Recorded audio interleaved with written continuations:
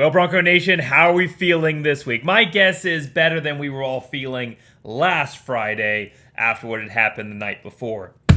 An outstanding job by Boise State, specifically by this coaching staff, to rally these players, to implement so many key changes to put a completely, not just different product, but different team on the field today. Boise State winning 51-14, and I do mean completely different. I know the opponent is a completely different opponent, completely separate level of college football. We expected a better result. Well, most of us did. There were some people in the comments on the preview video that were very much more scared by that last week's performance than maybe they needed to be, and there were some predictions saying it was going to be a one-score game.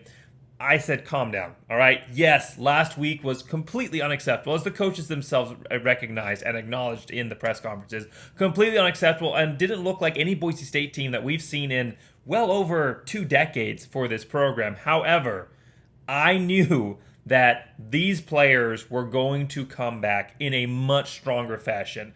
Not as dominant as I thought they ended up being. They actually ended up making even more of a quick turnaround than I expected them to. But to all of those who thought that Boise State was going to come out and be in a close one versus Eastern Washington, I'm happy to tell you that you were wrong, and I think you were all very happy that you were wrong as well. This Boise State team restoring a lot of confidence in the fan base tonight.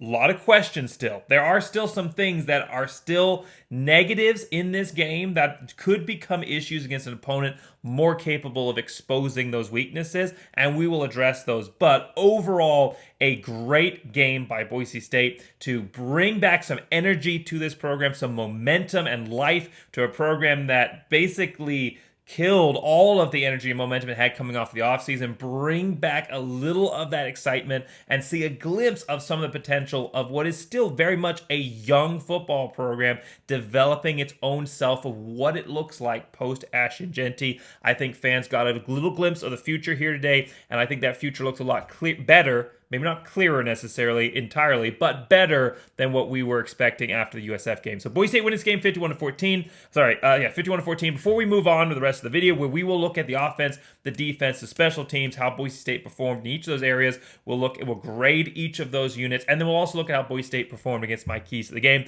Before we go any further, though, I want to give the score prediction shout out. Again, remember, score predictions go in the preview videos. And if you get it right, or are the closest score prediction, then you get entered in a raffle to win the jersey, Ashton-Jeanty jersey hanging behind me. Obviously must be subscribed to the channel to be able to be eligible. So this week we have Real Candid Trader, 49-14. Really, really close. I thought my score prediction was pretty good on this one, 42-13, just a little bit off, but Candid, outstanding job, really nailing this one almost exactly. I mean, just off by a few points there, a couple points on offense. There were some really close score predictions. Again, there were also some really far off score predictions, and I think all of us are glad that this team showed up and showed that they can make adjustments, that they can overcome major adversity, the first true adversity that Boise State has faced under Spencer Danielson, because I don't count the bowl game versus UCLA. That was there were so many other circumstances going on there, so many reasons to write that one off. And then the last season was very successful. Even the CFP, which didn't end up Boise State won, it was still overall a successful performance for Boise State making it there. So the first true adversity, Boise State showed that even when their goals seem to start to leave out of what is within their reach, they can still claw back and become a program that fights to the end and doesn't give up. And that's what we saw in today's victory for Boise State. So let's go through the offense, the defense, the special teams. Starting off the back, the biggest reason for the change in how this game turned out for Boise State was Maddox Madsen. Last week, I think he would say was the worst performance of his career. And when you are a team that lacks an explosive threat, an established explosive threat, reliable explosive threat in the running game, like you have with Ashton-Jeanty, that pressure is going to be on the quarterback. And when you don't perform well, the team doesn't perform well. And that's what we saw this week. Maddox Madsen stepping up, performing exceptionally, seeing much more of those glimpses of his potential that we saw from last season, much more of what we expected to see coming into this year, and Maddox Matson performing well, and thus the team as a whole also performed well. Maddox Matson 16 out of 26, 61.5% completion percentage, 307 yards passing, 2 touchdowns, 4 rushes, and 35 yards on the ground, and a touchdown on the ground as well. So 3 total touchdowns, no turnovers. Last week, very much plagued, not through the air in turnovers, but 2 fumbles, one of those lost. Really couldn't seem to, was very much staring down wide receivers, which he did a little bit of today as well, but very much couldn't seem to find the openings today. Even when he was flushed out of the pocket, throwing across his body, which we'll talk about here in a moment, he was still finding his open receivers and seemed to be playing with confidence and even an abandon. Not a reckless abandon, but just playing very, very loose and confident today. And that is the version of Maddox Matson you need to see on the field every single game. Maddox Matson going out, giving his all, saying, I'm going to go out and I'm going to either fail or succeed, but I'm going to do it, giving everything that I have and holding nothing back. And that is the version of Maddox Matson that we saw on the field today. And it wasn't just Maddox Matson. He had some great supporting cast as well. The running game for Boise State, very explosive. Boise State said that they wanted to establish the running game, that Nate Potter said that he wanted to establish the running game in this matchup, and they certainly did that. First play, right out the bat, 46-yard run by Sire Gaines, a great pull by the tight end and the guard coming around and blocking on the left side, and Sire Gaines making a 46-yard run, doing what he does best. When you give him a step, an opportunity, he's going to speed through those holes, he's going to break tackles, and show a lot of that explosive potential for what we saw last season. Sire Gaines, 14 carries for 98 yards, getting the bulk of the touches. Sherrod and him switching roles, and I think that's what needs to happen. Sire Gaines is your every down back. Malik Sherrod, very much of a change of pace. They both have a role in this offense, but I think what we clearly saw last week and what was shown on the field today is that Sire Gaines is your first down back. He's the one who needs to be out there, and for the majority of the game, he was the main running back. So 14 carries for 98 yards and a touchdown, 7-yard average. Malik Sherrod also a very good game, 7 carries for 42 yards and a touchdown as well. 6-yard average early on in the game, having a beautiful spinning touchdown, basically spun off of the offensive line, made a cut in the open field, back towards the middle of the field, and ran in for a touchdown. Something we saw throughout the game for Boise State was these running backs, they weren't dancing like they were versus USF. Now, it's a little easier to do that when you don't have so many defensive linemen and other players coming up into the backfield like Boise State had issues with it versus USF. Much better performance overall by this offensive line. I would say a very dominant performance. What you expect to see from a Boise State offensive line, a good offensive line like Boise State's versus an FCS team. But after what we saw last week, you didn't know what to expect from this Boise State team as a whole, not just the offensive line, any of these players. Yes, you expect a Boise State team with all of what we saw over the offseason as far as the hype to go out and do this to an FCS team. But coming off of the game versus USF, which it wasn't just about USF playing well, which they did, but more than that, it was about Boise State not looking like a disciplined team. You didn't know what you were going to see on the field today, and Boise State put a very much more focused and disciplined product on the field, and it allowed those opportunities for the running backs to find those holes, establish themselves quickly, make those quick decisions and cuts, and get upfield. Even if they didn't make many yards after it, there weren't many lost yardage opportunities. Most times Boise State had lost yardage today was from a running back breaking a tackle, staying alive, trying to keep the play alive, and then ending up getting swarmed later on. But overall, much better performance for Boise State in the passing and the running game. Overall, wide receiver and tight ends also stepping up. Chris Marshall had a huge game, 44 catches for 132 yards, establishing himself as that yard after catch and deep threat type player for Boise State. I am not entirely convinced yet on Chris Marshall's consistent potential because he was beating his men one-on-one. It's what you expect from a player of Chris Marshall's capabilities versus an FCS opponent. He really was not able to do that very well versus USF. Maybe this is growth and progression, but I'm going to need to see him versus at least an FBS tier opponent to really decide whether or not that connection that we saw today between Chris Marshall and Maddox Matson is a genuine one, because most of the time Chris Marshall was just wide open, and they were those kind of wide open, easy, middle of the field out throws where he just had, there was nobody around him, and Maddox Matson made an easy throw.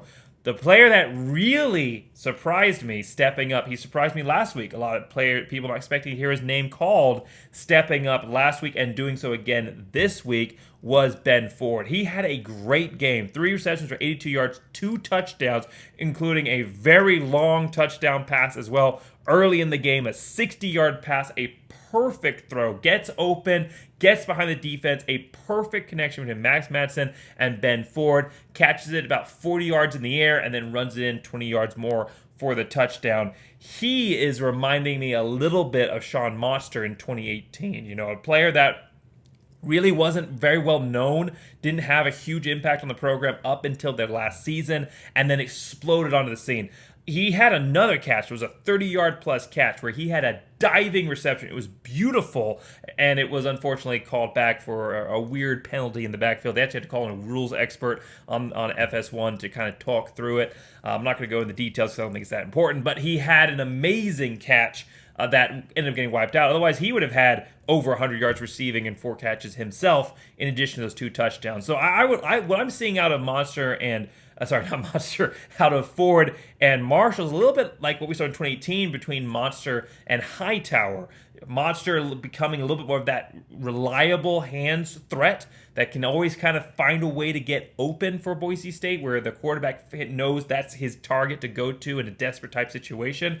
And then Marshall showing a little bit of that Hightower role, finding ways to be explosive and create plays downfield. I think both of them, as they gel together, as they develop that chemistry between Maddox Madsen and themselves. Again, part of the reason Boise State struggled versus USF is that there was not that chemistry in the wide receiver room because Boise State lost their top receiver in Cam Camper to graduation. So Boise State was obviously going to have to find new weapons in the wide receiver room, and developing that takes time. Today, I think, was a huge step forward in developing those relationships, and as those grow, I think we could see a 2018-esque season between these two guys, Monster and I say it again, Ford and Marshall, being those players to step up and have a big season. And then the tight ends were very involved in offense, 6 receptions between Lauder and Wagner, some really good catches in traffic, together combining for over 60 yards receiving. Capel's a little quiet, only 1 reception for 11 yards. They also tried to get an inside wide receiver screen to him early in the game, and he just wasn't able to. Just kind of out. The defense had it decently well sniffed out, and he also dropped the pass. And so, I had him as a key player for this one because I thought he was going to step up as a senior on this team. The leader on this team is from the wide receiver perspective in terms of experience. I expected him to step up, and he didn't really. And so I think that you are starting to see Ben Ford step into the role I thought maybe Latrell Caples would. I'm not saying Latrell Caples isn't going to be a part of this offense. I think he's going to continue to be a leader on this team, and I think he has that potential to really step into a role later on in the season as Max Madsen becomes a little more comfortable. But right now, I like what I'm seeing out of Ben Ford. I see some potential out of Marshall, and I think Caples still has that capability. We just haven't seen it reliably built between Max Madsen and himself yet for whatever reason. But overall, for this offense, very, very good performance. Just pointing out a couple of big drives that I really liked. Obviously, the first drive really establishing the run game. Sire Gaines and Malik Sherrod both working together very well. Long run for Sire Gaines and then Sherrod breaking tackles for the touchdown. I really, really liked a little bit later on drive number 6 for Boise State after a disastrous drive number 5. Boise State comes out of 3 straight touchdowns in the first quarter. They do what you expected them to do coming out of the offseason.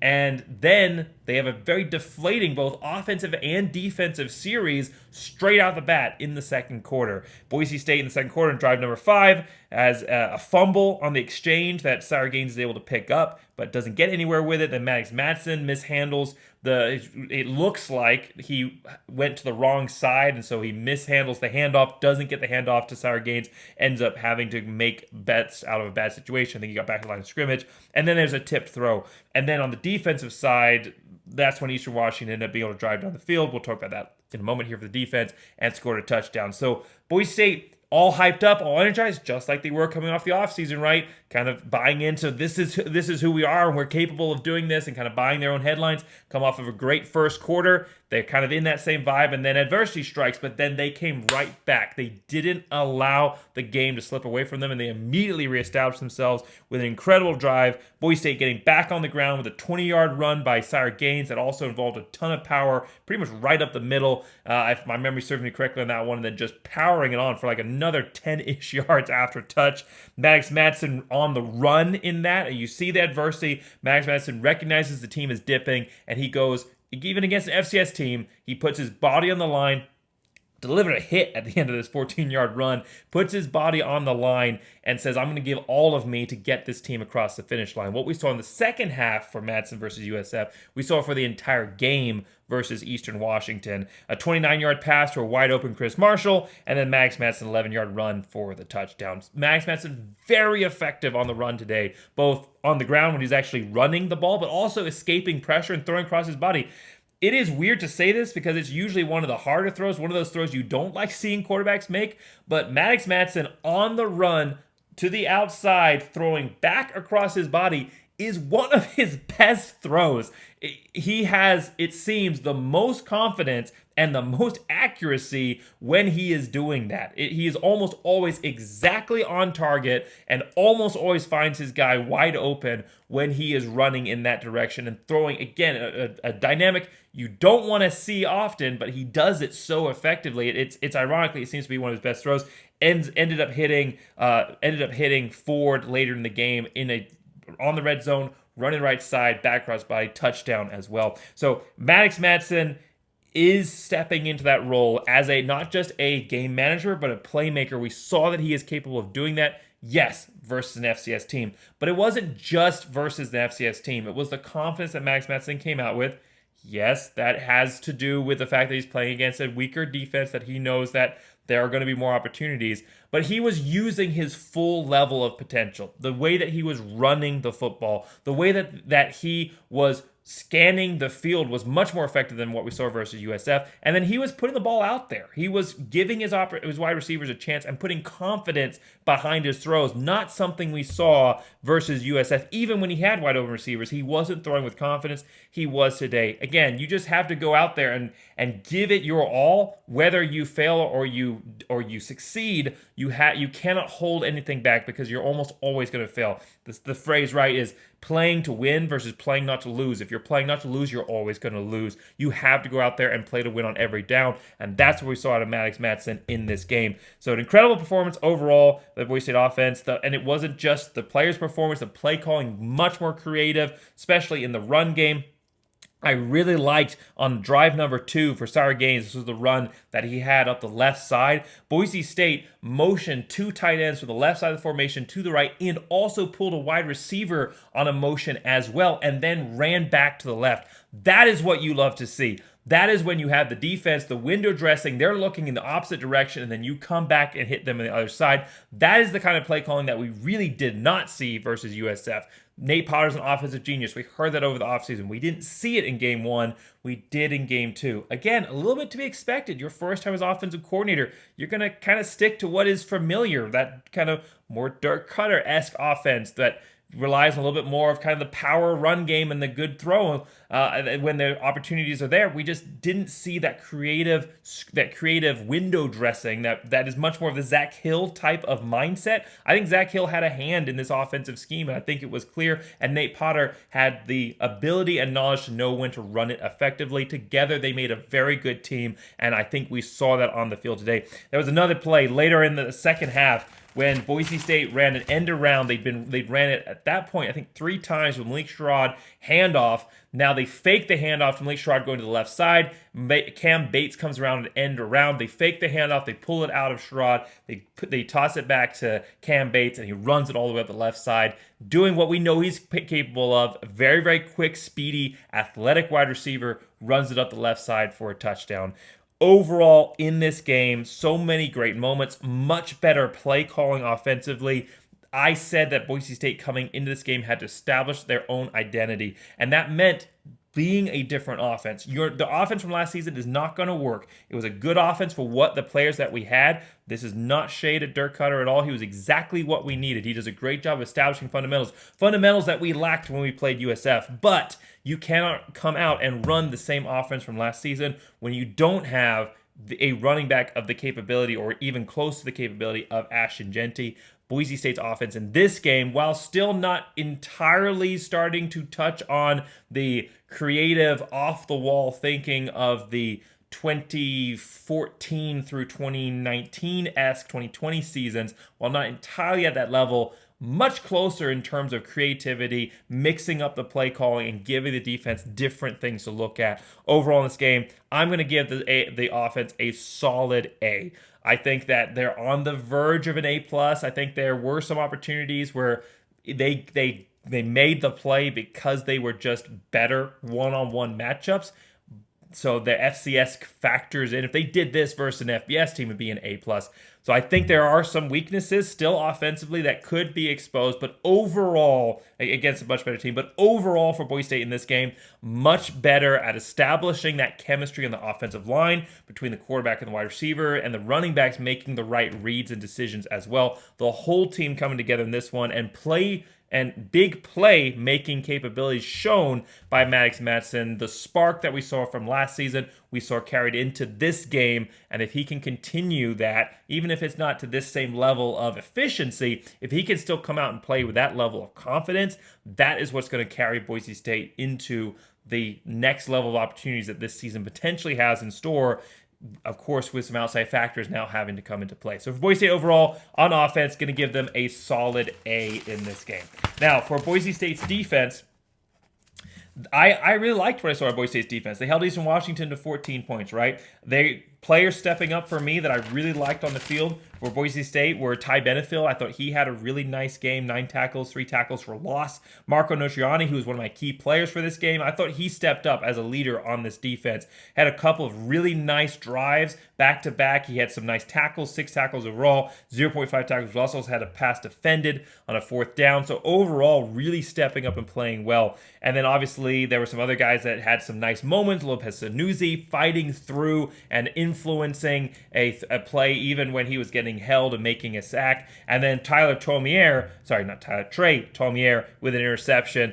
Boise State getting its 2 first turnovers of the season in this game. And that brings us to the player who I was the most excited about, which is Jaden Mickey. This was his first game starting, the transfer from Notre Dame. He had a massive performance. Now, was it perfect? No, he had some moments that he gave up. But overall, he played really, really well. 7 tackles, 1 forced fumble, 1 fumble recovered, and a tackle for loss, stepping up into the role that Davon Banks had played in last game. Obviously, a lot of issues with that performance that were lambasted on social media. Jaden Mickey getting his chance, and he made the most of it. Really a great performance from him. What I loved is one of the first plays Jaden Mickey made was early in the game. This is drive number 1 for Eastern Washington. I mean, they haven't even done anything yet off the gate, and they already end up with a forced fumble because Jaden Mickey comes down, and he doesn't just play the ball for the fumble. He actually makes sure the tackle is secured, sees Notriani's coming in to assist, and then goes after the ball. It was a very heads-up, bang, bang, but smart play. And he rips the ball out and takes the fumble. Now, if he'd missed, if he'd gone to the ball, the player had held on to it and stumbled upfield, Notriani was already hitting him, and he would have been down. It was a great opportunity in time to do that. It wasn't risky. He wraps up initially and then goes for the ball. Notriani makes contact, and he rips the ball out. It was a perfect play and a very good one. Smart football play, and also obviously high level of skill involved to rip the ball out and recover it early on, giving Boise State the momentum right off the bat before Eastern Washington could even do anything. And that was the story of the rest of the game. Boise State dominant defensively in this game. Now, having said that, Boise State did have some weaknesses here that I think are going to be exposed versus a team like Air Force, specifically against the quarterback run game. Just like versus USF, they could not stop the quarterback run game. USF scored 2 touchdowns on the ground in this game, both from their quarterbacks.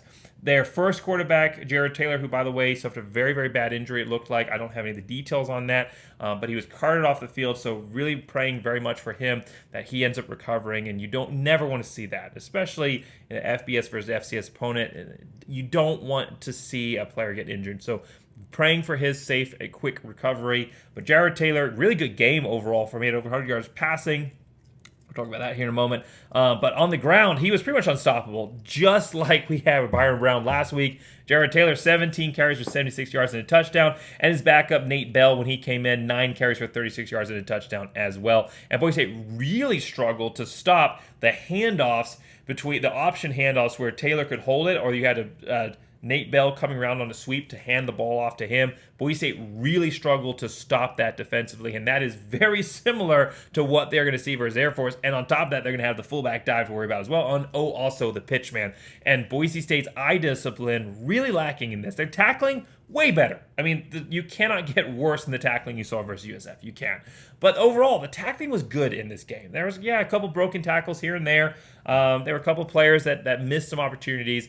But overall, good open field tackling, and even when you weren't able to stop them, still get the first down. Very, very disciplined, grabbing on and pulling down, and not just the kind of hard hitting with the helmet where they bounce off you and keep going type of plays. Actually wrapping up, which was such an issue last week.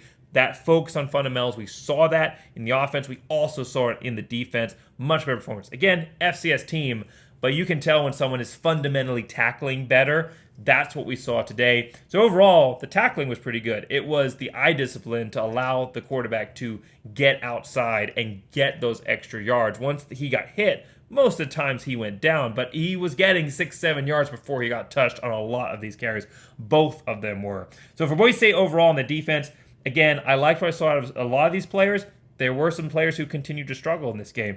Again, not a good game overall for Davon Banks. He has not had a good entry to the season. Actually, later in the game, allowed a 46-yard touchdown. Boise State had a couple of those. They also had a couple long throws that should have been completed that were not because of just not accurate ball placement by Taylor. Specifically, two that I'm thinking of is one where there was a screen play and all three defenders shut down on the screen man. Well, the blockers sneak out from behind. They're wide open. There were two receivers back there. One of them was obviously the target. Both of them were behind the defense. If they could have been hit accurately by Taylor, it would have been a touchdown easily. Unfortunately for Eastern Washington, fortunately for Boise State, unfortunately for Eastern Washington, Taylor unable to hit them, and so Boise State recovers. But a more competent offense would have made Boise State pay for that mistake. Another opportunity. Actually, in this case, again, I really did love what I saw overall out of Mickey, but there was a play in the first half where the wide receiver is wide open. He just takes a bad line, lets the wide receiver get behind him, and the throw, which if it had been a little bit leading the receiver, it probably would have been a touchdown, ends up floating the ball. Wide receiver has to come back for it. To Mickey's credit, he stays with the play, comes back, is able to have a great pass deflection, no pass interference, bat the ball away. But he was out of position, and the quarterback saved him on that. So Boise State still showing vulnerability in the defense, specifically the primary faulties in this game. Banks on a couple, on really one big one, and then Irby. Irby continuing to struggle. I think that it may be time to find another player to have an opportunity. I want Irby to succeed. I really do. But maybe someone else, just like what we saw to Mickey, pushing Banks, having a good game is going to make Banks step up his game as well. Maybe someone has an opportunity to challenge Irby as well. Struggling a lot. A couple big plays given up by Irby in this game. And also another play where, unlike Mickey, instead of securing the tackle and going for the fumble, went to try and strip the fumble, missed, and the player rumbled upfield for another 5 or so yards afterwards because he was unable to secure the tackle. So for Boise State, some really good performances, much better in the fundamentals as far as the tackling overall, as far as the coverage for the wide part. I mean, yes, they gave up some big plays, but they also had some really good pass breakups. We already mentioned Notriani's. Zion Washington had a couple really nice pass breakups as well. Later in the game, obviously, when it's kind of getting out of hand, you got some more backups in. There were some really good plays by the backups. You had some really nice pass breakups. Obviously, you had the great pick by Tolmier, but even before that, you had a really good pass breakup by, I had written down here, Demetrius Feeney had a really big hit. Travis Anderson had a really good coverage for an incompletion pass breakup there in the second half. So overall, Boise State had their backup stepping up and playing really well. Everybody playing with a lot of effort out there. Bowen Phelps, the linebacker, misses a tackle in the backfield. That would have been a big loss. but he gets up, stays back after the play, and ends up making the tackle for still a negative 1 yard loss. And that was the kind of effort that we saw in this game that was missing. Obviously, some players getting specifically pointed out for that versus USF, but overall, the team really lacking that effort. In this game, the play was never done until the whistle, and there were no penalties after the whistle. Even Banks, to his credit, in this game, had an opportunity to throw the quarterback down after the whistle, and you could see he's getting ready to do it, and as the whistle blows, he lets go and intentionally avoids that penalty. And so improvements from a lot of players overall, still a lot of issues that need to be addressed. Vulnerabilities for Boise State secondary, some bad eye discipline, them getting beat in one-on-ones, like we saw in some cases from Banks and Irby. Some getting beat on one-on-ones, some poor eye discipline specifically from that front seven in stopping the quarterback, but even beyond that, as far as pass coverage, some bad eye discipline as well. Mentioning the screenplay earlier, that could have been a touchdown if it had been a more successful throw. So a lot of things that still need to be worked on that were not exposed versus an FCS opponent, but will be exposed versus Air Force or anybody else, even App State later on in the schedule. So for Boise State, still a lot of things need to work on defense, but a positive step forward and some really good step-up performances from some of the backup players that don't get an opportunity to shine, that really stepped up well, and players that had an opportunity to step up into starting roles and did so at a high level, and I think are going to be a big part of this defense moving forward. So for Boise State's defense, I'm going to give them a B-. I think that it really was a strong step forward defensively for Boise State, even if they are still showing some issues that need to be fixed. So offensively, I had a lot of confidence restored, mostly from the coaching side and how they were calling these plays. I think that if we'd seen this offense called the way that it was, it wouldn't have scored 51 versus USF, but I think that it would have kept Boise State in the game, given them an opportunity to win. Obviously, not need to make less mistakes like Boise State did, but given them a chance. So the play calling capability, which I saw step up in this game offensively, in addition to the individual performances, gives me some very good confidence moving forward the rest of the season offensively. Defensively, I still have a lot of questions, but I think in this game for Boise State, it was enough to earn a solid B-, and they did show improvements, which was the most important factor. Let's move to special teams. We'll talk about my keys to the game, and then we'll wrap up and be done. Obviously, a late game. I've been up very late. I'm trying to get this done with so we can move on into the rest of the weekend. For Boise State special teams, another overall disappointing performance for Boise State special teams. Before we talk about negatives, I will talk about the highlight, which is Oscar Doyle. He has been awesome. He has really stepped up. I was really concerned about how Boise State was going to replace the generational talent for Boise State punting that was James Ferguson Reynolds. But Oscar Doyle did a really strong performance, had a really strong performance last week versus USF, and I feel like he stepped up into that role this week as well. 2 punts, averaged 53.5 yards per punt, and had a long of 59, rolling inside the 20, was stopped by Benefield at the 4-yard line, and it was a beautiful punt by Oscar Doyle. I am very excited about his future. That leads us now to the negative side of the kicking game, or special teams. I just said it, catch all the bag there. The negative side of special teams, which is the kicking game. Boise State does not have a kicking game right now, which I thought that Boise State had fixed this. Boise State had some pretty consistent struggles after Tyler Rousa. They had some pretty consistent struggles with their kickers throughout the years. Goodell was good.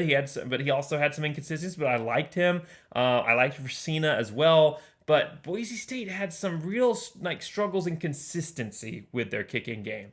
And then all of that changed in 2020. Boise State brought in a kicker from the JUCO level, and it changed everything. Sachs had a great year, and obviously after Sachs, you had Jonah Dalmez. And I thought Boise State had figured out how to recruit and bring in kickers. Jonah Dalmez graduates, and now we end up with Boise State bringing in a transfer from UCF that isn't working out. And you have to look at, in this case, in these failures, you have to look at Stacy Collins. I really like what Stacy Collins did at Boise State before he went to Penn State.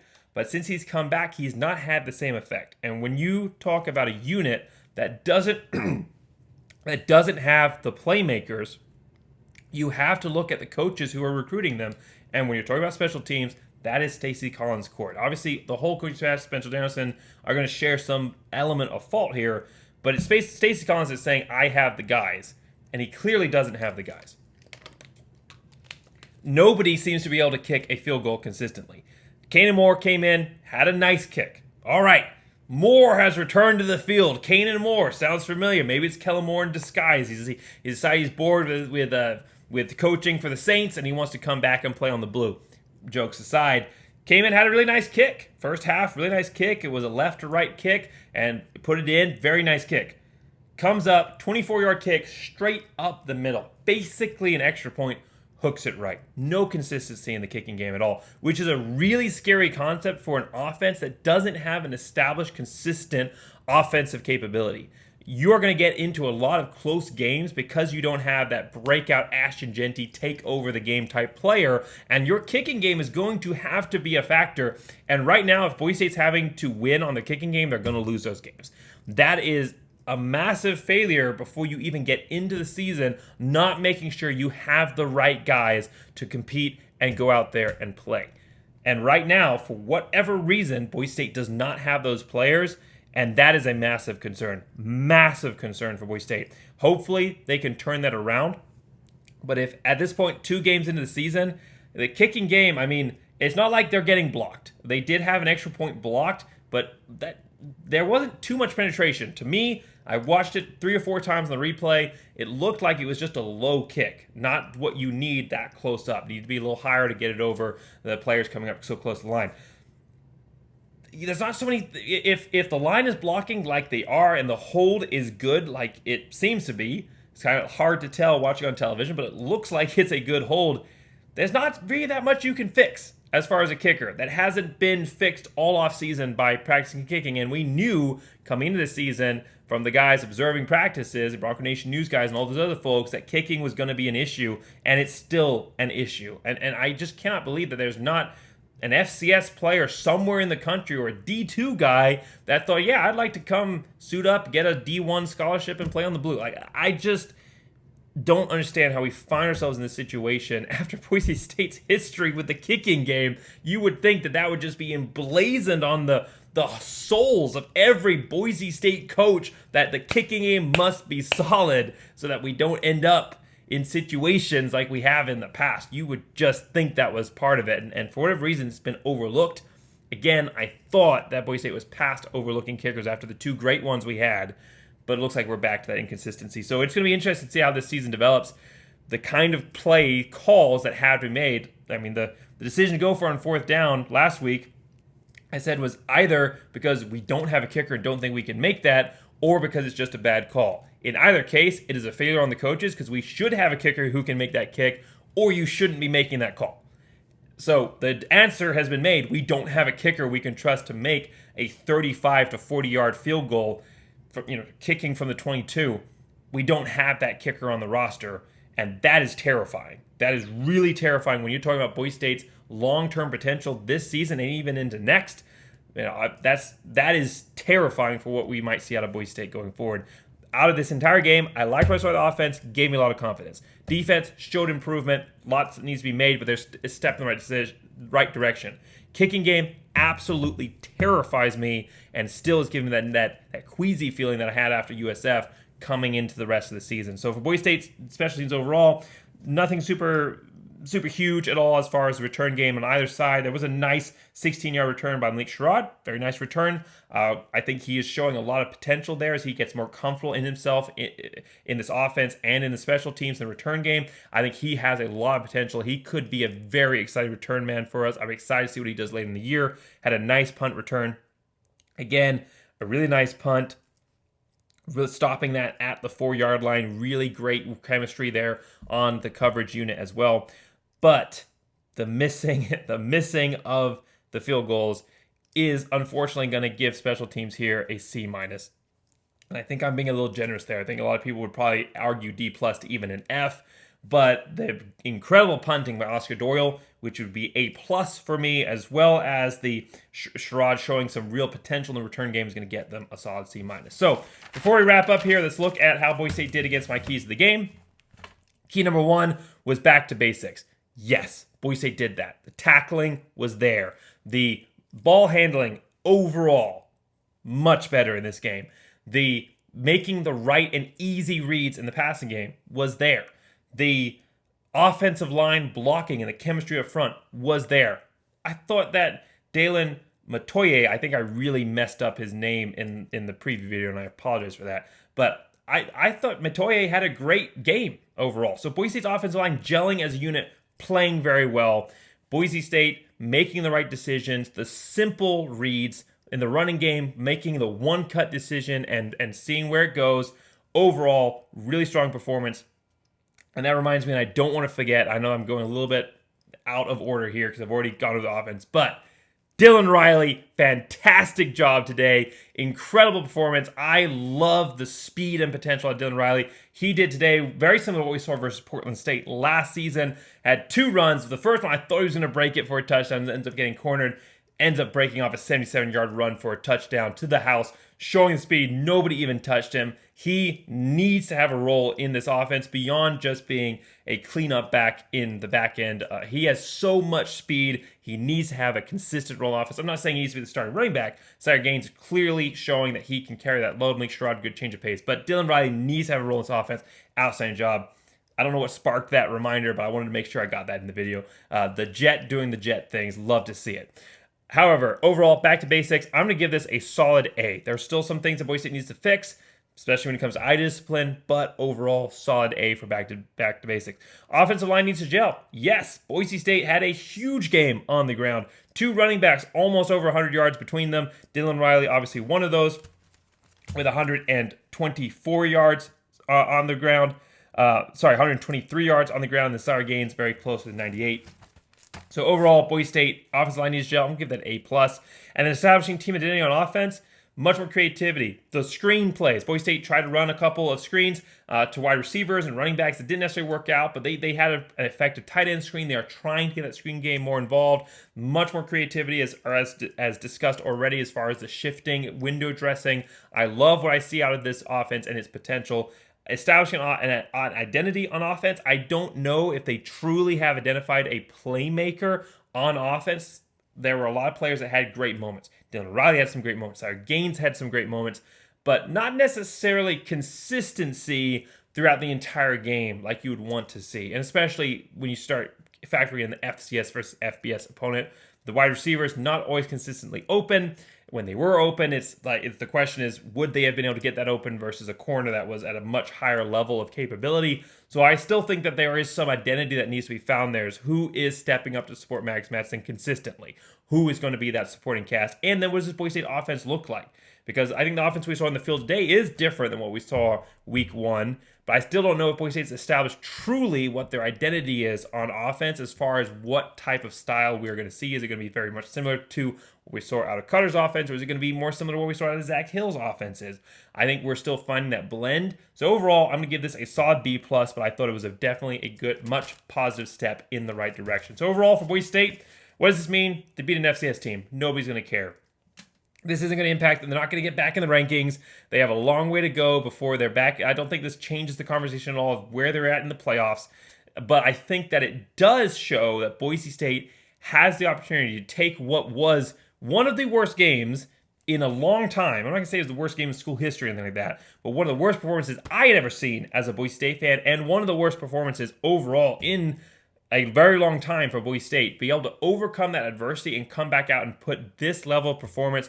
Players were energized. Coaches were energized. Spencer Dowson even yelled at a player on the sideline, which we don't really see out of him. I think fans wanted to see that fire, and they did see that fire today. So Boise State being able to put a product on the field that was disciplined, that was energized, even though they had the opportunity to say, our season's not in our control. Our goal of winning a CFP game that we have on our wall, we feel like we've already failed before the season start. They could have very much had a letdown game, and they didn't. They came back and they played exactly as you would want to see a Boise State team play. What we saw on the field today was Boise State football. Very much a return to what we expect out of these Broncos.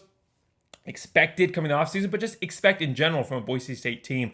Much more effort, much more discipline, much stronger performance overall. So, again, while this doesn't change their overall story as far as where they're at and can they make the playoffs and do they deserve the offseason hype and are they the top group of 16, again, none of that changes from this. But as a Boise State fan watching this, especially when you had fans saying this is going to be a close game, watching this game, I think you have and should have a lot more restored confidence in this program, the direction that is headed under Spencer Danielson. I think there should be a lot of restored confidence in the coaching staff. And I personally, I didn't know what to expect out of this season after watching the USF game. I still think there's questions that need to be answered, but I do believe that this team has a much more positive potential and future ahead of them than what we expected after USF. And with more, and if they can make that drastic of a change from what we saw versus USF, take a short week, they're going to have a bye week now before the Air Force game, off of a short week, make that many improvements. I mean, I was so overwhelmed in my game review. I had to shoot it 3 times because I didn't even know what to say. There were so many things wrong. I didn't even know where to start and how to fix them. The fact that Boise State could take that team, fix so many things, and put a completely different product on the field today shows that this team has the capability to overcome adversity and come out the other side stronger and will improve as the season goes on. So as a Boise State fan, you should be feeling much better having watched the win, but also feeling much more confident in this team going forward the rest of the year. So thanks again for watching. Please put your thoughts in the comments below, what your thoughts were on this game, and also how this changes your expectations for the rest of the season going forward. Thanks again so much for watching. Make sure you like, subscribe, and as always, go Big Blue!